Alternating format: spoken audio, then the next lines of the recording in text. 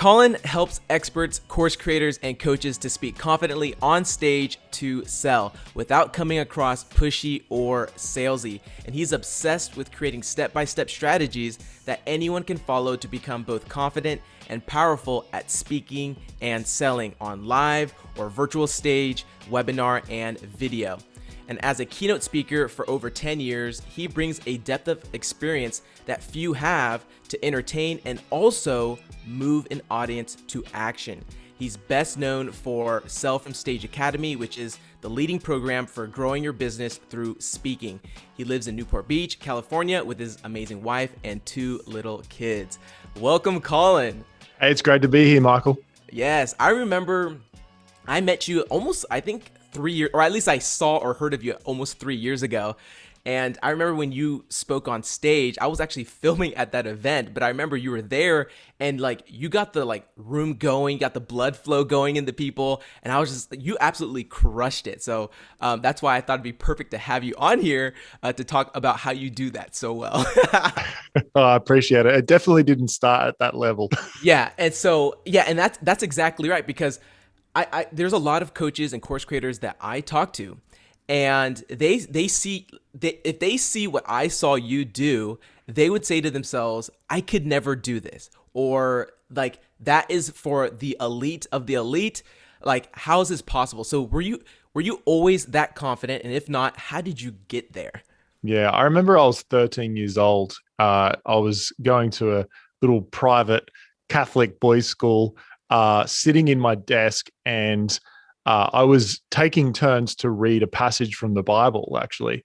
And I remember it came to me and I started to read and I started to stutter. And I was, fumbling over my words, and I felt like my whole world just mentally and visually shrunk in. It was like my brain just stopped working.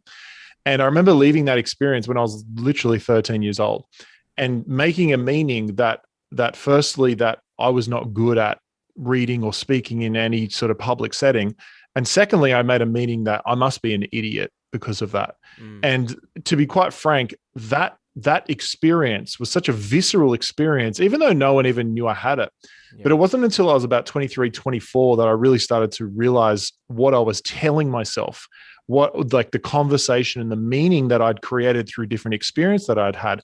And I remember for me going through school, going into university, quite literally having my hand shaking so much that I had to grab the microphone with the other hand to hold it still. It was almost like it was me versus the microphone. That's a real situation. I remember my knee was knocking and shaking so much that I couldn't stop it. And what's fascinating was I always sat down and I said to my friend who was in the crowd, I'd say, oh my gosh, did you see my hand shaking or my knee shaking? And they would go, no, I didn't see anything. Yeah. And it's so fascinating that you as a speaker, whether it be on a virtual or live stage, just really has a lot of the time a different experience to the audience. And so the reason why I share that story is because, I definitely didn't start in a place of confidence. In fact, I really had to work through some limiting beliefs and some ideas and meanings that I'd created early on in my life that were affecting me stepping up into the full identity of who I wanted to be. That's awesome. I feel like a lot of people that are watching this are going to relate to that, because that's like the starting point for a lot of people. I remember the first time I went on stage to speak, I had a piece of paper in my hand. So you could literally see that paper wobbling. So that was pretty embarrassing at the time. But yes, so I'd love to tap into some of the mindset stuff that you've worked on too as well a little bit later. So as you know, a stage doesn't have to be, where you're speaking in front of thousands, or, it could be in front of hundreds. It could be, on a webinar or a video. So what's the difference between someone who just speaks and they're kind of, word vomiting, and then and compare that to someone who speaks persuasively? I think one of the biggest differences is, and this is my obsession, because I used to be a keynote speaker, traveled around the world speaking on some pretty cool stages. And I saw a lot of people speaking. I saw a lot of speakers. And there was one difference that I noticed where you can be an entertaining speaker. And a lot of the time, people do speaker training, and they teach them how to tell a story and how to ask a question and how to engage the audience and how to move their body, and all that sort of stuff is great. Mm-hmm. But there's a big difference between speaking to entertain and Mm. speaking in a way that moves the audience to an action. And I got obsessed around what that difference was. And that's why I love teaching speaking to sell as opposed to just speaking in general. Mm. And the big difference, one of the big differences, is that people who speak to entertain are there for creating a feeling, creating an emotion, creating an experience, which is all great. Like that's all part of it. But when you speak to sell, your goal is to create momentum, enough Mm-hmm. momentum, and sometimes even tension in people's lives so that they are ready to make a new commitment to the next level of their life. And that could be your offer, that could be the next step, or it could be just an action that they need to take. And so the mindset I come into a speech with is to not just be a good speaker. And because when you think about it, if you're just trying to be a good speaker, it's actually about you. But when you start reflecting on the idea that your speech is completely about your audience, then you can start to go, how do I need to design this presentation or this webinar so that the audience, for the right person, they're going to massively increase their motivation to make a new level of commitment for whatever that looks like in their life or the outcome of the presentation. That's awesome. And I love how you use the word, like it's like you're moving them, or it's like a movement and it's momentum, because that to me is very valuable in a person, like to a person, instead of just trying to be the best communicator, almost presenter on stage, where, you know, if you're a performer, well, that's what you're doing. You're just entertaining and people are loving you. But when you're speaking to sell, you're actually giving them an opportunity to take action on something. And that's very valuable and powerful. So that's very awesome. So you have a program that helps people sell their programs with speaking, whether they do it on webinar, video, on stage. And so I'd love to talk about some of like the top 3 big mistakes that you see people do when it comes to speaking and selling, and then what they should be doing instead. Yeah, absolutely. So yeah, let's go through a few of the mistakes. So the first one, when it comes down to it, you know, if you're just starting out, you know, if you've never ran a webinar before, if you've never spoken on a stage, I think most people think that the speech is done on the stage. Mm. And it is visually and literally, but the speech doesn't start there. The real speech starts a month before that. And the reason why, when you saw me speak, when I got on stage and I showed up in a certain way, the reason why I did that was because I am very diligent in my thinking coming into a presentation. Now, this is not to say that I don't have fears and I don't have concerns. In fact, we just ran a virtual event for our Self from Stage Academy program, and coming into it, I was still nervous. I had still had thoughts and anxieties and all that sort of stuff. But one thing that you have to do, especially if you're kind of new to this game, is to realize that you don't have to believe everything that your mind says. And a lot of the time your mind is completely designed to keep you safe. Now, standing on any stage is vulnerable. And so your ego is going to hate you for it. It's going to say, you're going to look like an idiot. You're going to forget what you're going to say. People are going to be judging you. What if you get up there and you just forget completely what you were talking about? What if nothing comes out? What if no one turns up? Like, all these questions. Yes. Now, all of those questions are designed to keep you where you are, because where you are is not on the stage at that point. And so it's designed to keep you safe, to keep your ego safe, all that sort of stuff. But it's fascinating that if you can learn to reframe those, and one of the best reframes, we have this whole like ascension process where we basically, it's like a 6-step ladder. I'm not going to go through it right now. It's like too detailed, but essentially it moves. The big idea is this: it moves from focusing on yourself to focusing on others and the purpose of your presentation. And one of the biggest, most simplest shifts that you can make coming into a presentation is to take your focus off you and kind of like ask the questions, based on the audience as opposed to you. So if you're asking a question where the focus becomes on you, like, what will they think of me? Will I be good enough? Will they like my content? All of those questions are about you. Mm. But if your question is angled so the focus moves towards the audience, like, how can I design this content so it really moves my audience? What opportunity do I have to serve in this presentation? What's great about this situation coming up? What possibilities could I open up for my audience? Like, you ask those questions, you're going to feel completely different about your presentation.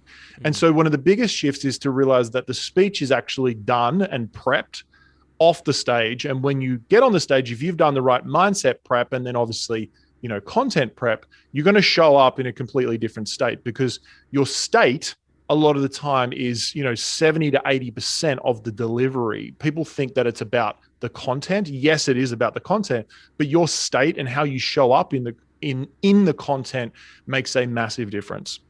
Wow, that's very powerful. So moving away from me and I and more towards the audience, you, the audience. That's awesome. Okay, so I know a big mistake that you probably see others do is almost like, well, if I'm doing a training, I'm doing, a webinar, I got to give all my information out. But that right there can be a costly mistake. So why is that a mistake, and what should they be doing instead? Yeah, I mean, one of the most common mistakes that I see people who first come to me are making is they're delivering too much content. And the content that they're delivering on their webinars or their speeches is the content that comes from their courses that they've designed. And so most people think that when they're designing their webinar to, make an offer, because I'm talking about speaking to sell, it's not just a general speech.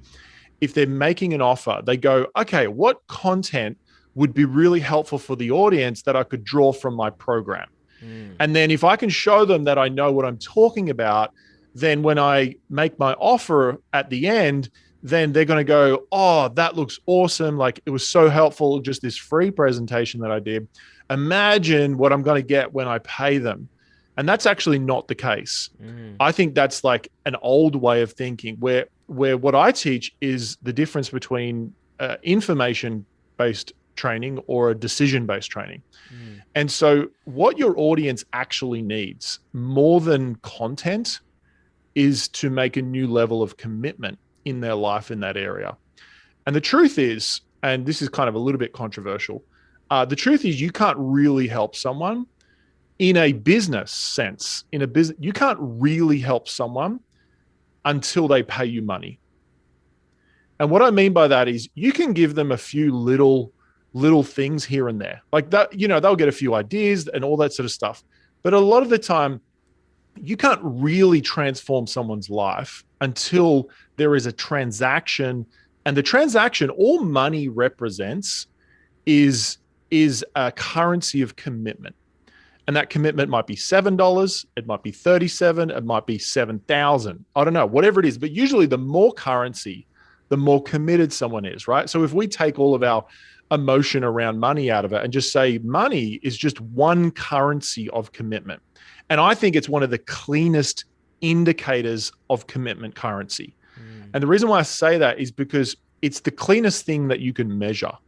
Because time's probably pretty clean as well, but a lot of the time money is a huge currency commitment. So the reason why I'm sharing this is that what people need to do in their presentations is not go to their content and go, what's some cool stuff I can share?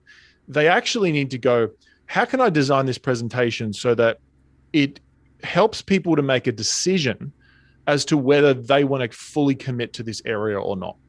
So you can still have some information in there that's helpful to people no matter what, right? Like the concept should still be really valuable. But ultimately, it's about getting them to a place of commitment. And I think like a really cool example of this is, so we live in the US, right? You can hear my accent, I'm Australian. We moved about 3 years ago.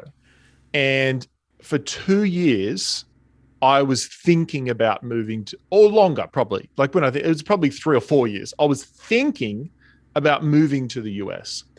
and I did all the research, did the webinars, helping people to do it. I did the research on Reddit. I went onto YouTube. I spoke to friends. I took people out to coffee. I picked people's brains, all that sort of, good stuff that we love doing. Mm-hmm. And at the end, I was more confused about how to move to the US than I was at the start. This is after like 2 or 3 years of research.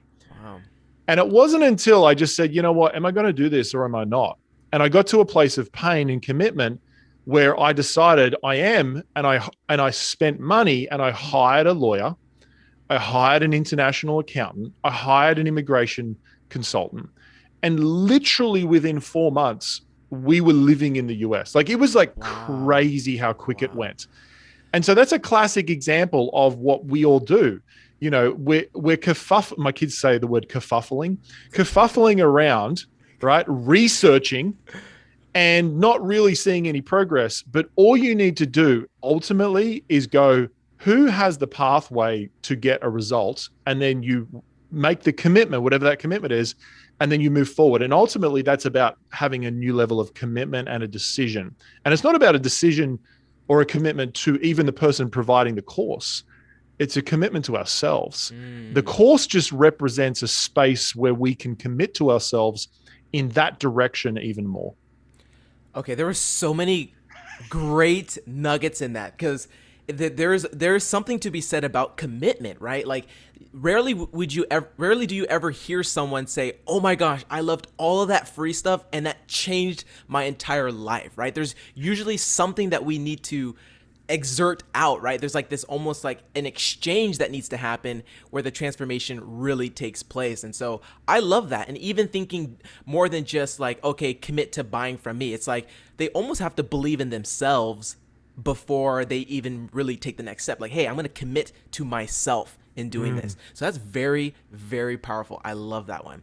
Okay, so what is the third mistake? And I think this is a juicy one around selling and when to do it. So what's the big mistake that you see? Well, one of the other big mistakes is that people sell at the end of their presentation. And when you hear that, most people might think, well, what do you mean? Isn't that when you make the offer or you make your pitch? Now, like literally, yes. So you do make your offer usually at the end, right?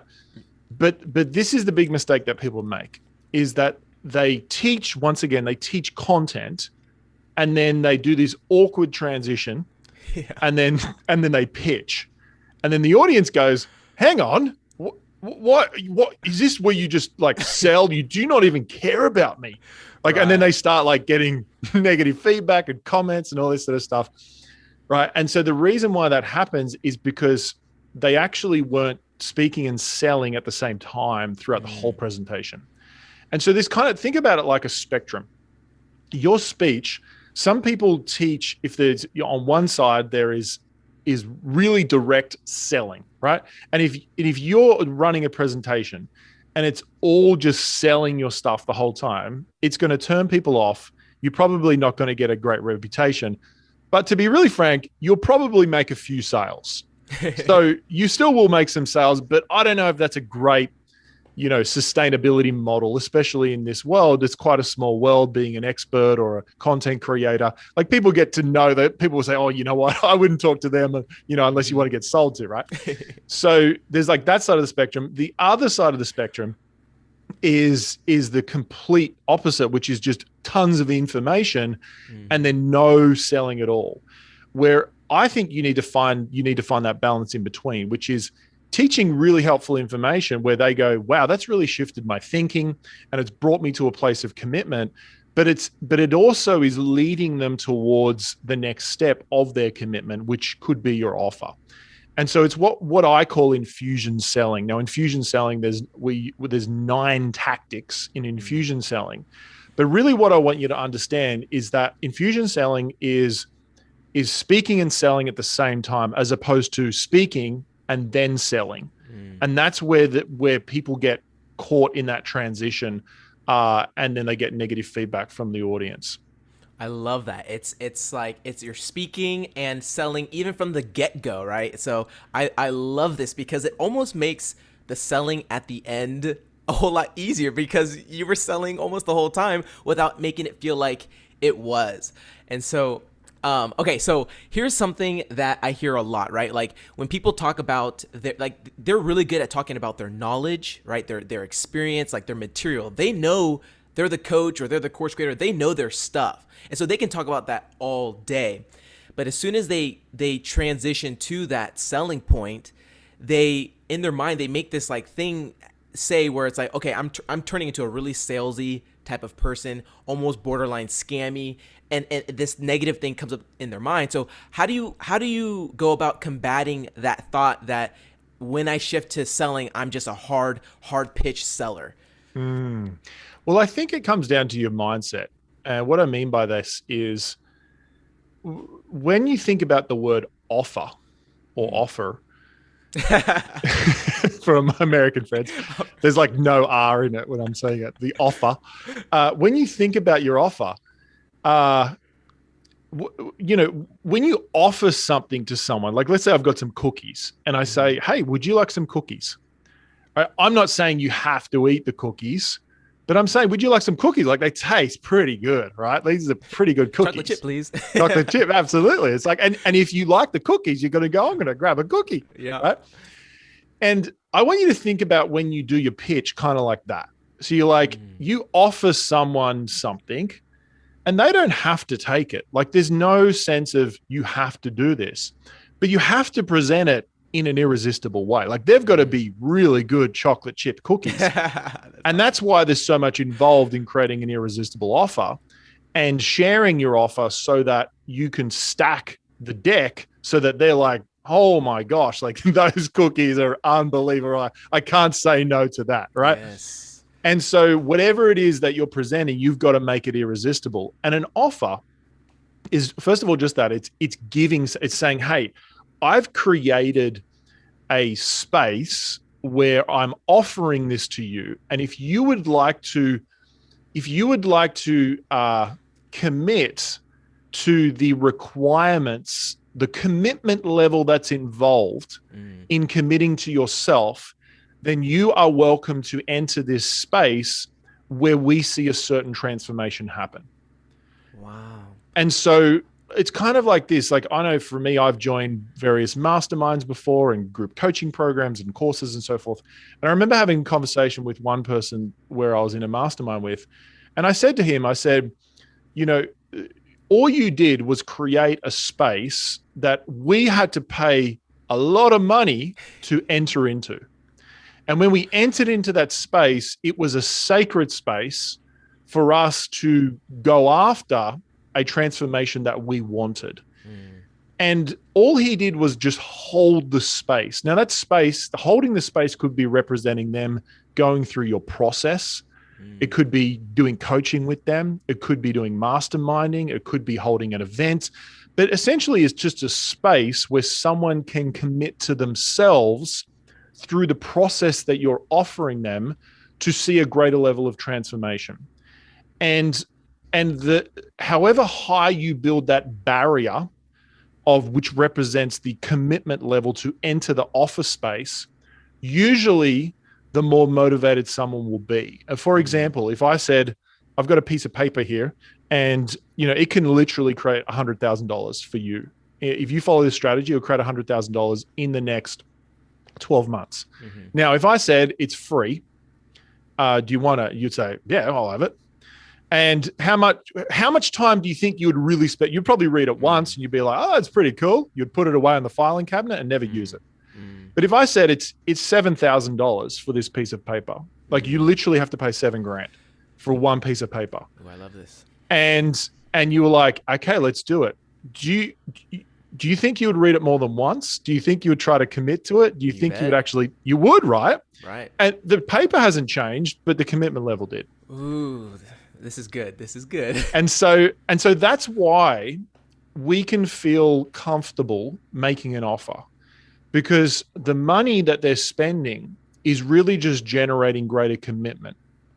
And obviously the offer has to align with the value and how much you're asking, all that sort of stuff. Like there's a lot of intricacies in an irresistible offer. But first of all, I think this is just a great release for people in their minds to go, I can feel comfortable asking for money because you're not actually asking for money. What you're actually doing is saying, I've created a sacred space for you to commit to yourself. The barrier of entry is this amount of money, this amount of time, this amount of commitment. And if that's something you want to do and you want to commit to yourself, then you're welcome to enter this sacred space. Oh my gosh. That was my mind is so blown right now. That was so good. Like just the way you explained a different perspective around holding that space. And it's just it feels lighter. It feels better instead of like your mind thinking, okay, now I have to sell. It's not, you're not doing that. You're holding the space and you're making the invitation for the commitment level, and that's amazing. I love that. I've never heard that, so I really love that. That's awesome. So thank you for sharing that. Yeah, absolutely. Okay. And I love that word invitation because that's how I see it. It's an invitation. It's saying, if would you like this transformation? And if you would, then there's a certain level of barrier of commitment that you have to bring. And the higher the barrier, usually the more committed the person. That's why if you run a program that's, maybe it's $70, you're going to get a certain level of commitment from people. But if you run the same program at $7,000, I could guarantee you'd get better results. Even if you didn't change anything in the program, you just made it 10 times more expensive, 100 times more expensive. It would be like, you would just see better results. You just would, because they bring more commitment. Yep. They start to pay attention. Exactly. They see the debits coming out. They're like, oh, hang on. That's awesome. Very, very cool. Thank you so much for sharing all of this. So I have 3 questions, rapid fire, that I'd love to ask you. First question, what book right now are you either currently obsessed with or maybe you're reading right now that's piquing your interest? I'm reading Russell Brunson's trilogy at the moment. So I'm reading like .com Secrets, Expert Secrets, Traffic Secrets. I think Brunson is just a genius and he's the real deal. So going through his stuff at the moment, loving it. Okay, very, very cool. Now, what is or do you live by a quote or a mantra that you like love, or it's like your philosophy for business or life? It comes down to like my core purpose and the vision for our business, which is my purpose is to help people activate their potential. And in doing that, I activate my own. And so for me, when we offer our programs or anything like that, all it really is just saying, hey, there's a potential in your life and this program can help you to activate it. So that's what I always remind myself of every day, is like, I get to activate people's potential that's on their life. Awesome. Very powerful mission. I love it. So last question, what do you think separates those who have success with speaking and selling and their business from those who don't have success, or they kind of just never start, or they give up? Yeah, I mean, skill is one thing, but ultimately it comes down to making your presentation and your mission bigger than you. And so you're going to have resistance internally and externally when you step up on a stage. And so I think when it comes down to it, the people who see success are the ones who just get up despite the resistance that they feel internally or externally, and just keep giving it a go. I've experienced that so many times. I've had all the negative comments and all that sort of stuff. You can get 100 positive comments and 1 negative, and all you focus on is the negative. Right. And so I can guarantee you that if you start speaking, you're going to get some negative comments. But this is the thing, that's the cost of being a gladiator. Like you step into the ring and like you're in the fight. And so all these people are in the stands, commenting and criticizing. But to be honest, I only ever take advice off gladiators. And so that's, if you want to step in the ring, then I'll be in there to play with you. And so that's I think one of the biggest things is you got to step in the ring continually. That's awesome. Yeah, it's like the sideline people or the backseat drivers. It's like, okay, you're not actually driving and you're not actually in the ring, so it's irrelevant what you're saying right now. Totally. That's awesome. I love that. Okay, great. So you have an awesome resource for people, the Persuasive Content Builder, and that helps people either take their webinars or the presentation and gets people to take action. So what could you explain a little bit more what it is and how can people get access to that? Yeah, Persuasive Content Builder is a simple to use resource where you can look at your content and just make it more persuasive. So it teaches 5 steps to make your content on a webinar or a speech more persuasive. So yeah, you can grab it at persuasivecontentbuilder.com. And yeah, it's just a simple resource that you can use straight away. Very cool. We'll link that to the description box below. And where can people find you? Where do you hang out the most? Yeah, well, I'm on Instagram a lot. So at Colin Boyd with 1L, COLINBOYD, and kicking off in Clubhouse at the moment. If you're on Clubhouse, connect with me there. They're probably, the main things. And then we've got a podcast ourselves, which is the Expert Edge podcast. Okay, awesome. Everyone, go ahead and check that out. I'm super excited. Again, Colin, thank you so much for being here. This has been a treat. So thank you so much for being here. Thanks, Michael.